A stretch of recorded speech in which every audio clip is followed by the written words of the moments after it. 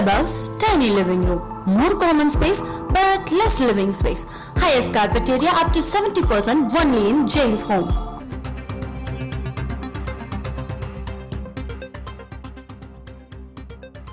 சென்னையை அடுத்த அனகாபுத்தூரில் இரண்டாவது நாளாக வீடுகள் அகற்றம் செய்யப்படுகிறது. அதற்கு மக்கள் கடும் எதிர்ப்பை பதிவு செய்து வருகின்றனர். அடையாறு கரையோர வீடுகளை அகற்ற அந்த பகுதி மக்கள் எதிர்ப்பு தெரிவித்து காவல்துறையினரோடு வாக்குவாதத்தில் ஈடுபட்டு வருகின்றனர். இதனால் அங்கு பரபரப்பு ஏற்பட்டிருக்கிறது. அண்மை செய்தியாக பார்த்து வருகிறோம். சென்னையை அடுத்த அனகாபுத்தூரில் இரண்டாவது நாளாக வீடுகளை அகற்றுவதற்கு மக்கள் கடும் எதிர்ப்பை பதிவு செய்திருக்கின்றனர். அடையாறு கரையோர வீடுகளை அகற்றுவதற்கு அங்கு காவல்துறையினர் வந்திருக்கும் நிலையில் அவர்களோடு அந்த பகுதி மக்கள் வாக்குவாதத்தில் ஈடுபட்டு வருகின்றனர். ஆக்கிரமிப்பு குடியிருப்புகளை அகற்ற பொதுமக்கள் கடும் எதிர்ப்பு தெரிவித்து போராட்டத்தில் ஈடுபட்டிருப்பதால் அங்கு பெரும் பரபரப்பு ஏற்பட்டிருக்கிறது. கால அவகாசம் முடிந்ததை அடுத்து பொதுமக்கள் வீடுகளை காலி செய்து வருவதாகவும் கூறப்படுகிறது. இந்நிலையில் வீடுகளை அகற்றுவதற்கு மக்கள் எதிர்ப்பையும் பதிவு செய்து வருகின்றனர். மக்களுக்கு யாருதான் பாதுகாப்பு? இத்தனை பேரை இடிக்கிறீங்க. அடையாறு ஆத்தங்கள்ல ஆக்கிரமிப்புன்னு சொல்றீங்க. ஷான்ராயல் ஓட்ட அங்கதான் இருக்குது. ஆம்பா மால் வந்து ஆத்துக்குள்ளதான் கிடக்குது. இதெல்லாம் யார் கேட்கறது? இப்ப பணக்காரனுக்கு ஒரு நீதி, ஏழைக்கு ஒரு நீதியா?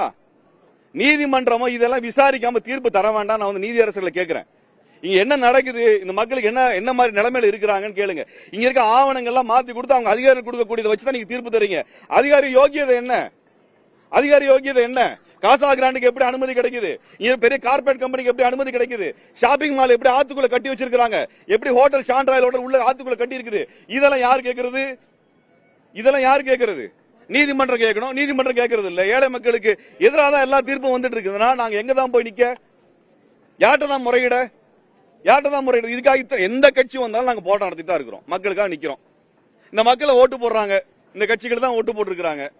இந்த மக்களை தூக்கி 30 கிலோமீட்டர் தள்ளி போட்டா அந்த ஆம்பளைங்க எங்க போய் வேலைக்கு போவாங்க? பெண்கள் எங்க போய் வேலைக்கு போவாங்க? குழந்தைங்க எங்க படிக்க போவாங்க? கல்லூரிக்கு போறதுக்கான இளைஞர்கள் எங்க போய் படிப்பாங்க? என்ன வசதி இருக்குது?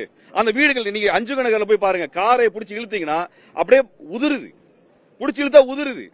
அந்த வீட்டுல யார் குடியிருப்பா? அதிகாரிகள் குடியிருப்பாங்களா சொல்லுங்க. 4 அதிகாரத்துக்கு அங்க போடுங்க. அந்த அதிகாரிகள் அங்க குடியிருக்க சொல்லுங்க. அரசியல்வாதிகளுக்கு அங்க இடத்த கொடுத்து அங்க இருக்க சொல்லுங்க. 10 நாள் இருக்காங்கன்னு பாப்போம். அப்ப மக்கள் அவங்க பாட்டா இருக்கிறாங்க. அதை ஏங்க இடிக்கணும்? இப்ப பட்டா தராது யாரோட தவறு நான் கேட்கிறோம். 2007 2008 பட்டா கொடுத்து ரசீது கொடுத்திருக்காங்க. பட்டா தராது யாரோடது? அதிகாரிகளோட தவறு தானே. அது யார் கேள்வி கேட்கறது? பட்டா தராம ஏன் பட்டா தர மாட்டேங்கிறாங்க? பட்டா தர ரசீது கொடுத்திருக்கிற பொழுது பட்டாவை ஏன் தரல? இப்ப இடிக்கிறாங்க. இப்ப இடிக்கிறாங்க. சரி, ஆத்தங்கரையோர் 2 வீடு இடிச்சோம், 4 வீடு இடிச்சோம், 15 வீடு இடிச்சோன்றாங்க. சரி, ஆத்தங்கரையோர் இடிச்சிட்டீங்க, எல்லா வீடும் இடிக்க வேண்டிய அவசியம் என்ன இருக்குங்க? இதே மாதிரி அங்க காகிதம் இல்லது நகர் அந்த மக்களுக்கு நாங்க இடிக்க போறது இல்லங்கிற செய்தியை கொடுத்து அவங்க பிரிச்சுட்டாங்க. இப்ப அவங்க வீடு இடிக்கிறேன்றாங்க. அங்க 222 வீடு இருக்குது. இஸ்லாமியர்கள் வீடு இருக்குது, மசூதி இருக்குது. போனதுல டோபிகானா தெருல சர்ச் இருந்தது, சர்ச்சை அடிச்சாங்க. இப்ப இங்க ஒரு கோயில் இருக்கு, இடிக்கிறாங்க. நான் எல்லா மக்களும் ஒன்னாதான் வாழ்றாங்க. எல்லா மக்களும் ஒன்னாதான் வாழ்றாங்க. ஜாதி மத வேறுபாடு எல்லாம் எல்லாரும் வாங்குறாங்க, உழைச்சு சம்பாதிக்கிறாங்க. இப்ப இந்த மக்களோட வீடெல்லாம் இடிச்சு நான் என்ன கேட்கிறேன்னா, இது எல்லாத்தையும் இடிச்சு என்ன சார் சாதிக்க போறீங்க? இந்த பொலிச்சலூர் ரோட்ல மனுஷன் போக முடியுமா? இந்த ரோட்ல ஒழுங்கா வண்டி ஓட்ட முடியுமா? பம்மல்ல ஒரு ரோடு ஒழுங்கா இருக்குதா? ஒரு தெரு ஒழுங்கா இருக்குதா? அதை ஒழுங்கா போட்டீங்களா? இப்ப இந்த வீடை இடிக்கிறதுக்கு இவ்வளவு முனைப்பு வர்றதுக்கான காரணம் என்னன்னா, இங்க சென்னை ரிவர் ரெஸ்டோரேஷன் ப்ராஜெக்ட் ஒரு தொண்டு நிறுவனம் வச்சிருக்காங்க. அதுல அரசு அதிகாரிகள் மட்டும்தான் உறுப்பினராக இருக்கிறாங்க. சென்னை அந்த நீர் பிடிப்பு பகுதி, நீர்வள பகுதியினுடைய பாதுகாப்புன்னு சொல்லி வச்சிருக்காங்க. தொண்டு நிறுவனம் வச்சிருக்காங்க இல்லையா? அந்த தொண்டு நிறுவனத்துல மக்களால் தேர்ந்தெடுக்கப்பட்ட எந்த பிரதிநிதியும் கிடையாது. அந்த தொண்டு நிறுவனத்திற்காக எல்லா பகுதியிலும் அப்புறப்படுத்துறதுக்கான ப்ராஜெக்ட் அவங்களே வருது. 2000 கோடி, 4000 கோடி, 3000 கோடி அதுக்கு ஒதுக்குறாங்க. வீடுகள் இடிக்கிறதுக்கு ஒரு பணங்க, அதுக்கு ஒரு பட்ஜெட், இடிச்சது அப்புறப்படுத்துறதுக்கு ஒரு பட்ஜெட், அதுக்கப்புறம் அங்க ஒரு ப்ராஜெக்ட் போறதுக்கு ஒரு பட்ஜெட். இந்த ப்ராஜெக்ட் யார் எடுக்கிறா? எந்த கம்பெனி எடுக்கிறா? அந்த கம்பெனிக்கு பின்னாடி யார் இருக்கா? யாரும் கேட்கறது இல்ல.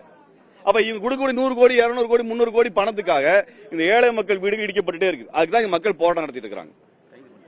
இவங்க போராடுற மக்களை இப்ப கைது பண்றாங்க. நான் இங்க இருந்து இத்தனை மக்களை தூக்கி வெளியில குப்பை தூக்கி போடுறதுக்கு அரசு அதிகாரிகள் பொறுப்பு, ஆட்சியாளர்கள் பொறுப்பு, எதிர்கட்சிகள் பொறுப்பு, நீதிமன்றமும் பொறுப்பு. இந்த குழந்தைகளுடைய கல்வி என்ன ஆகுதுங்கிறத கேட்காம நீதிமன்றங்கள் எப்படி தீர்ப்பு தர்றாங்க அப்படிங்கறத எங்களுக்கு கவலையா இருக்கு.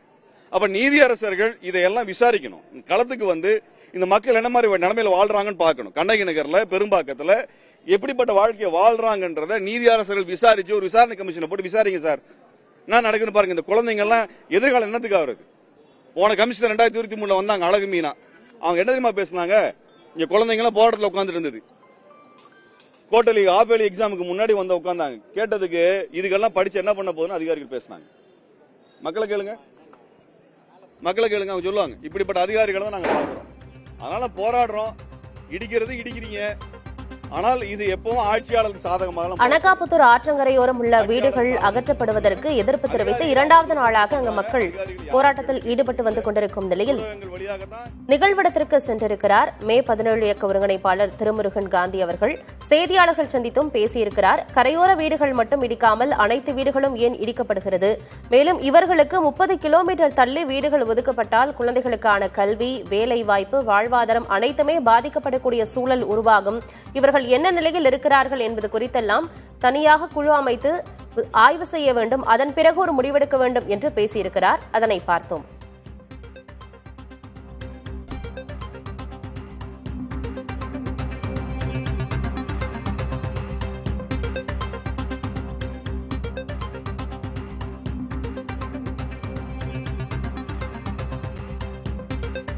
அனகாபுத்தூரில் மக்கள் குடியிருப்புகளை கையகப்படுத்தும் முடிவை நிரந்தரமாக கைவிட வேண்டும் என நாம் தமிழர் கட்சியின் தலைமை ஒருங்கிணைப்பாளர் சீமான் வலியுறுத்தியிருக்கிறார்.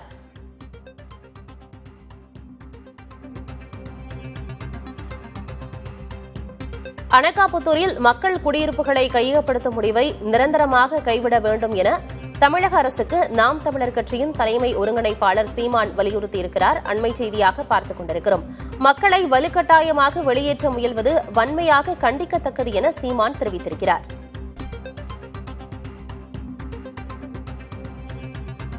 Big clubhouse, tiny living room, more common space but less living space.